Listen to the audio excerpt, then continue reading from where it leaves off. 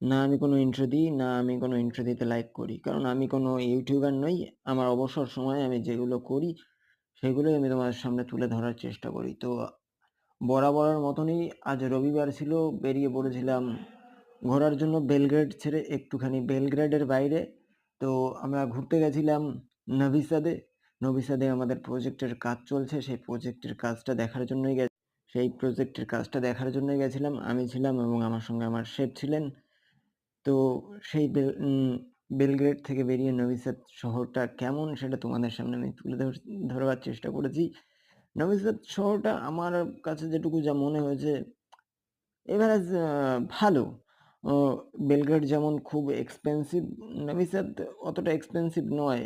এ এখানকার খাবার, এখানকার হোটেলগুলো খুব সুন্দর, পরিষ্কার। আর এক কথায় গোছানো এই নভি সাদ শহরটা। আর নভি সাদের মানুষজন খুব সুন্দর, খুব ভালো। ও শুধু নভি সাদ বলেই নয়, সমগ্র বেলগ্রেডের মানুষজনই খুব ভালো।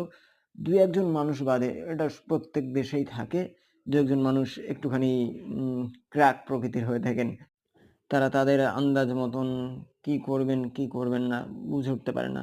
ওভারঅল পুরো রিপাবলিক সার্বিয়াটাই আমার কাছে খুব সুন্দর লাগে। আমি সার্বিয়ায় এসেছি অনেকদিনই হলো। এখন সার্বিস্কি শেখার যদি তোমরা কথা বলো, হ্যাঁ, আমি সার্বিস্কি জানি।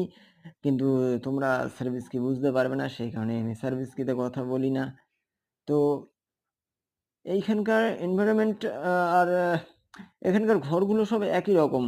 তুমি দেখে বুঝতে পারবে না প্রচুর টাকার মালিক কে প্রচুর টাকার মালিক আর কে কম টাকার মালিক। এটা এখানে ম্যাটার করে না। এখানে সবাই কাজ করে সপ্তাহের ৫ দিন। আর শনিবার, রবিবার ছুটির দিন। সবাই এনজয় করতে খুব ব্যস্ত থাকে। সবাই সবার ফ্যামিলিকে সময় দেয়। এক কথায় এখানকার মানুষ টাকার পেছনে আমাদের মতন ছোটে না।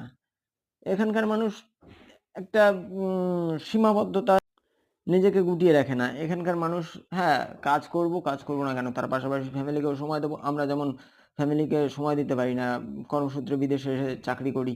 তো আমাদের কাছে সেটা খুব কষ্টের মনে হয়। তো আমার সমগ্র বন্ধুদের জানাই, ভালো থেকো, সুস্থ থেকো। যারা বেলগ্রেডে আসছো, সার্বিয়া আসছো তাদের জন্য ওয়েলকাম রইলো। খুব ভালো শহর। ভালো থেকো।